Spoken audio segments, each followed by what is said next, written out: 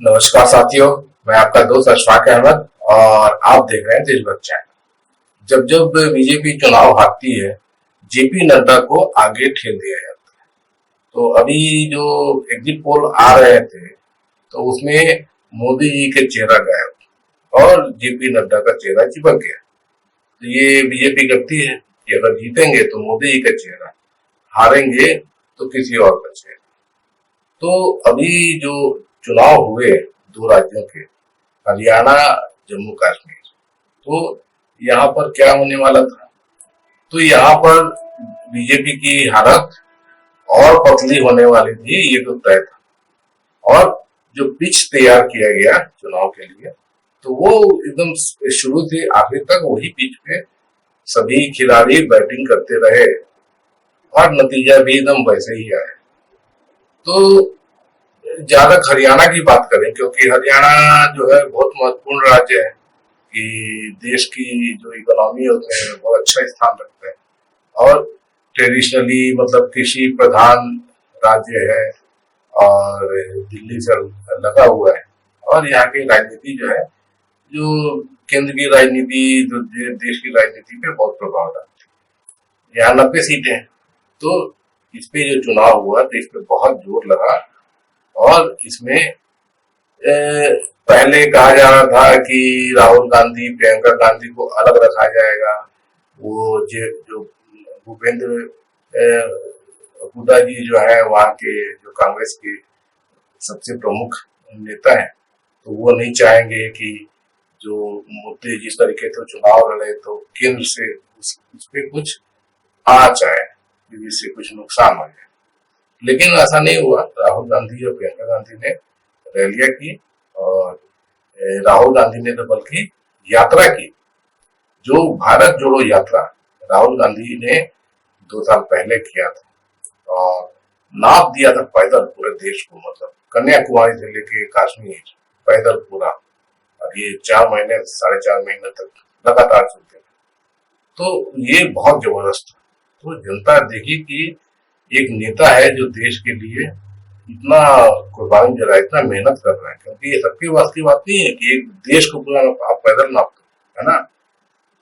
तो वो राहुल गांधी ने किया, जनता के बीच गए, जनता के मुद्दे सुने और वो संसद में भी उठाए और हर जगह से उठाते भी। और जनता ने भी देखा कि एक नेता है जो जनता से सीधे जुड़ता है और उसका फायदा जो है वो चुनाव में दिख रहा है, लोकसभा चुनाव में भी दिखा और अब राज्य के चुनाव में भी दिख रहा है। तो हरियाणा में भी आखिरी में राहुल गांधी ने फिर से पद यात्रा की। हरियाणा में पद यात्रा नहीं की, बस में की, उनकी टाइम नहीं था, वरना वो तो पैदल भी चल देते हैं, कहीं भी चल देते हैं। आप लगातार आप देखते आते हैं कि कभी वो पढ़े लोग के साथ में दिखते हैं, कभी ट्रक ड्राइवरों के साथ में दिखते हैं, कभी वो जोमेटो वाले जो होते हैं डिलीवरी बॉय उनके साथ में दिखते हैं। हर वर्ग के लोगों के साथ में राहुल गांधी दिखते हैं, कभी किसानों के साथ में दिखते हैं और उनके मुद्दे सुनते हैं, उनकी समस्याओं का हल करने की कोशिश करते हैं। तो हर वर्ग के लोग जो है वो राहुल गांधी से जुड़ते चले गए, कांग्रेस से जुड़ते चले गए और कांग्रेस मजबूत होती चली गई। तो यही चीज हरियाणा में। तो हरियाणा में जाति का भी प्रभाव तो है, क्योंकि वहां पे ट्रेडिशनली जो जाट समुदाय, करीब 30% आबादी है उनकी, वो खेती किसानी से जुड़े हुए हैं और उनका बहुत ज्यादा दबदबा है वहां की राजनीति। तो जाट समुदाय से जो बड़ा नेता होगा तो जनरली उसका प्रभाव जो है पूरे हरियाणा पे होता है। तो भूपेंद्र हुड्डा जो है कांग्रेस के नेता है, वो जाट समुदाय से है और इसीलिए हरियाणा के सबसे बड़े नेता है। और उनके पीछे जो है पूरा कांग्रेस का दारोमदार होता है। तो 90 में से 72 सीटों पे उन्हीं के कैंडिडेट थे। उसके आगे दूसरे नंबर पर कुमारी शैलजा नेत्री है कांग्रेस की। तो शैलजा जो है वो दलित समाज से आती है। तो हरियाणा में करीब 20% आबादी दलितों की है। तो उस पर प्रभाव पड़ता है कि दलित नेता जो है कौन है और क्या राजनीति कर रहा है। तो शैलजा का प्रभाव जो है वो दलित राजनीति पर अच्छा है और इसी चीज को तोड़ने के लिए कांग्रेस ने भाजपा ने बहुत सारे अफवाह उड़ाते रहे हैं कि शैलजा जो है नाराज चल रही है, और वो तो अभी अगले मोदी जी का जो रैली होगा उसमें भाजपा में आने वाली है, यहाँ तक अफवाह उड़ा है।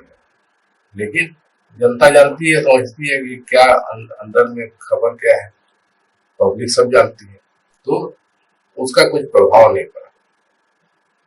और उसके बाद में जो मुद्दे जो थे हरियाणा में सबसे ज्यादा, पहलवान, किसान, जवान, तो पहलवान बेटियों का जो सम्मान का बात था तो वो बहुत बड़ा मुद्दा था।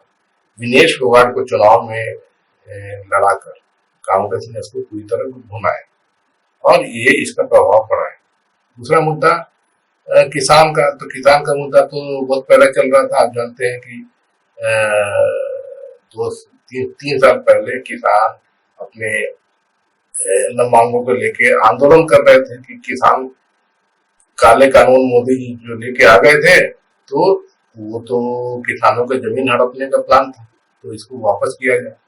मोदी जी नहीं मान रहे थे, तो 1 साल से लंबा ज्यादा आंदोलन किया, दिल्ली घेर के बैठे रहे।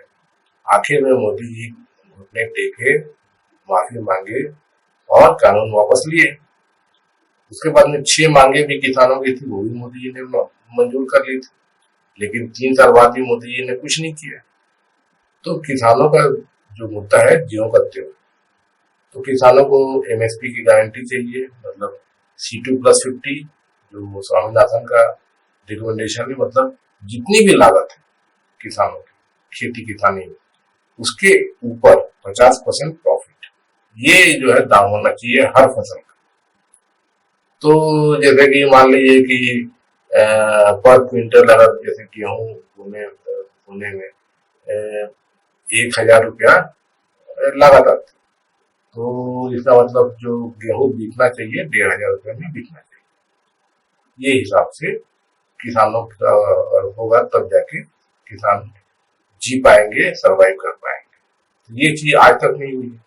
एमएसपी जो सरकार जो घोषित करती है, तो वो इस फार्मूले के हिसाब से नहीं है, वो अभी तो सीधे चुनाव के हिसाब से है कि कौन सी पार्टी कितना वायदा कर रही है, उससे 2 पैसे ज्यादा देके या फिर वोट बटोरने की कोशिश होती है, उससे ज्यादा कुछ नहीं। तो ये जो C2+50 वाला जो फार्मूला है वो कोई भी पार्टी नहीं कर रही थी, तो कांग्रेस ने बोला कि गारंटी देंगे। तो ये एक बड़ा मुद्दा किसानों के लिए फायदेमंद है। उसके अलावा लागत जो है वो कम करेंगे, तो जो डीजल का दाम मोदी जी ने इतना ज्यादा बढ़ा दिया है, खूब ज्यादा टैक्स लाभ लाते हैं।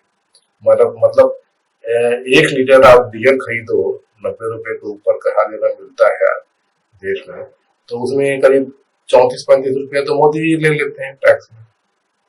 तो कांग्रेस उसको कम करेगी, क्योंकि यूपीए के जमाने में भी जो टैक्स होता था 2014 के पहले, तो 3-3.25 रुपया लगाती थी टैक्स।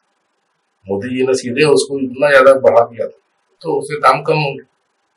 तो लागत में डीजल हो गया, उसके बाद में बीज, खाद, इसकी कीमत गिराएंगे, क्योंकि मोदी जी सबका दाम बढ़ाए हैं, जीएसटी बहुत ज्यादा लाते हो। तो वो किसानों का मुद्दा जो है उस पर कांग्रेस ने काम किया है, तो किसानों का भी वोट मिलेगा। उसके अलावा जो जवान वाला है, अग्निवीर योजना, क्योंकि हरियाणा जो है वहाँ किसान और जवान, जो जय जवान जय किसान लाल बहादुर शास्त्री का जो नारा था, तो वो हरियाणा में बहुत फिट होता है, क्योंकि सेना में भी हरियाणा के ही लोग जाते हैं और गांव के ही लोग होते हैं, किसान परिवार से ही होते हैं। तो मोदी जी ने जो अग्निवीर योजना लाई थी, तो उसमें सिर्फ 4 साल में रिटायरमेंट हो जाएगा। तो ये कौन सा चीज हुआ, ना कुछ बेनिफिट मिलेगा ना कुछ, तो फिर 4 साल के लिए कौन मरने जाएगा, जिंदगी भर बेरोजगार घूमेगा। तो ये कांग्रेस ने कहा कि इसको हम खत्म कर देंगे। तो हरियाणा में ये मुद्दा भी बड़ा मुद्दा है। तो ये जितने भी मुद्दे हैं तो उसका फायदा मिल रहा है। एग्जिट पोल में दिख रहा है करीब 43% वोट कांग्रेस के खाते में जा रहे हैं, कम से कम 15% वोट का स्विंग हुआ है कांग्रेस के फेवर। और इस तरीके से करीब 60 सीट जो है कांग्रेस हरियाणा में जीत रही है। अब जम्मू कश्मीर की बात कर ले, तो जम्मू कश्मीर जो है वहां पर जो मुद्दे एकदम अलग मुद्दे हैं। एक तो 370 का जो मुद्दा है, मोदी जी ने 2019 में हटा दिया। और जम्मू कश्मीर एक पूर्ण राज्य हुआ करता था शुरू से, उसको यूनियन टेरिटरी बना दिया। तो इससे वहां की जनता को भारी नुकसान है, क्योंकि उनकी आवाज जो है वो कहाँ से जाती थी? वहां पे चुनाव होते थे और वहां पे असेंबली में बात होती थी जनता की, और वो फिर केंद्र तक भी पहुंचता था। अब तो जब राज्य का हक ही छीन लिया गया है, तो जम्मू कश्मीर की जनता की आवाज की कहाँ जाएगी? ये तो सीधे मोदी जी जो राज्यपाल वहां पे बैठाए हुए हैं, वो अपने मोदी जी के मन की बात करता है, तो जनता की बात मन की बात नहीं करता। तो ये नाराजगी तो है ही जम्मू कश्मीर में। उसके अलावा जो मोदी जी बोल रहे थे कि इतना हटाने के बाद में जम्मू कश्मीर का एकदम नक्शा बदल दूंगा और ये सब फलाना ठिकाना, कुछ नहीं हुआ है। आतंकी हमले तो बढ़ गए और वहां ना रोजगार बढ़ा है ना कुछ बढ़ा है। तो जम्मू कश्मीर का मुद्दा तो बहुत मतलब काफी ज्यादा बढ़ता चला गया मोदी जी के राज। तो चुनाव हुए तो चुनाव में जनता ने तो हिस्सा लिया। अब जम्मू को छोड़ दीजिए, कश्मीर जो है, कश्मीर में तो 95% मुस्लिम आबादी है। तो मुस्लिम तो बीजेपी को वोट देंगे नहीं, क्योंकि बीजेपी जो है वो हिंदू मुसलमान करेगी, मॉब लिंचिंग करेगी, मुसलमानों के हक छीनती है। तो वो तो वोट देगी नहीं, तो कश्मीर में तो मोदी जी का मुश्किल है। तो एक इंजीनियर राशिद करके है, बहुत एक्सट्रीमिस्ट, उसको उठा दिया वो मोदी जी ने। तो वो मतलब कि एकदम एक्सट्रीम है, मतलब बीजेपी के खिलाफ। जैसे क्या होता है कि हिंदू मुसलमान जो करना होता है, तो एक तरफ से हिंदू चिल्लाते हैं हिंदुओं को बचाओ, हिंदू खतरे में, दूसरी तरफ से मुसलमान की आवाज उठा दो, मुसलमान खतरे में। तो इसी क्या होगा, पोलराइजेशन होता है। तो पोलराइजेशन होने से वो फायदा होता है बीजेपी को। हिंदू वोट जो है वो जाति के हिसाब से वोट देने के बजाय वो हिंदू करके वोट देंगे, तो मोदी जी को फायदा होगा, बीजेपी को फायदा होगा। तो कश्मीर में इसका एक नया वर्जन निकाल दिया।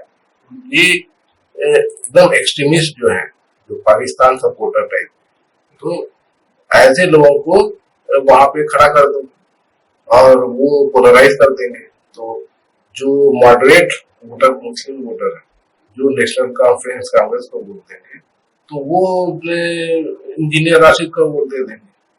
तो ये बीजेपी के लिए फायदा है, क्योंकि वो तो बीजेपी के लिए काम कर रहे हैं ना। तो ये स्ट्रेटजी बीजेपी ने अपनाई कश्मीर में, लेकिन उसका बहुत ज्यादा असर नहीं दिख रहा है। कश्मीर में कांग्रेस और नेशनल कॉन्फ्रेंस, खास करके नेशनल कॉन्फ्रेंस का दबदबा है। और जम्मू की बात कर लें तो जम्मू में मोदी जी के लिए जिस तरीके का माहौल बनाया गया है, तो वो थोड़ा दिखता है जम्मू में कि जो नेशनलिज्म का मुद्दा और 370 हटा दिया तो देश में मिल गया कश्मीर और जम्मू एरिया, तो इस तरह का वहां माहौल बनाया, तो उसका फायदा बीजेपी को दिखता है थोड़ा। और जहां तक लद्दाख की बात करें, तो लद्दाख को मोदी जी ने ये किया था कि लद्दाख की बात सुनी नहीं जाती है, क्योंकि जम्मू कश्मीर राज्य था, तो उसमें जम्मू और कश्मीर में कई ज्यादा पूरे सीट थे। लद्दाख की आबादी कम है तो वहां सीट कम है, तो लद्दाख की कोई बात ही नहीं करता था। अब लद्दाख की बात होगी, मोदी जी बोलते थे, लेकिन यहाँ तो उल्टा हो गया। लद्दाख में जो रिसोर्सेज है उसको अपने मित्रों को देने के लिए मोदी जी ने ये कर दिया था कि डायरेक्ट जो है लद्दाख में, क्योंकि यूनियन टेरिटरी है, जो चाहे दिल्ली से बैठ के किया जा सकता है। तो लद्दाख के लोग नाराज। तो लद्दाख में भी जो बीजेपी की हालत है, तो यहाँ पर सिर्फ जम्मू में बीजेपी ठीक ठाक है, वरना बाकी जगह हालत खराब। तो नेशनल कॉन्फ्रेंस और कांग्रेस जो है, ये मिला के 40 से ज्यादा सीटें ला रही है, तो उनकी सरकार बन रही है। और दूसरे पीडीपी जो है, वो गठबंधन में उनके साथ में अलायंस में नहीं थी, लेकिन जब सरकार बनेगी तो सरकार का साथ में आ जाएगी, तो वहां पर भी बीजेपी की दाल नहीं बन रही। तो ये दोनों राज्यों के चुनाव में ना साफ दिखता है कि मोदी जी का ग्राफ बहुत नीचे जा चुका है और राहुल गांधी के ग्राफ बहुत ऊपर उठा है और उसका प्रभाव चुनाव में साफ दिखा है। और आगे भी जो चुनाव होंगे वहां पे भी मोदी जी की हालत पतली होती जाएगी, क्योंकि मोदी जी का रिकॉर्ड बहुत खराब है। मोदी जी जनता के लिए काम नहीं करते हैं, वो अपने मित्रों के लिए और अपने लिए, खासकर खुद अपने लिए मोदी जी काम करते हैं। ये जनता समझ रही है, इससे जनता का विकास नहीं होता है, विनाश होता है, नुकसान होता है। तो उसका खामियाजा चुनाव में मोदी जी को दिख रहा है।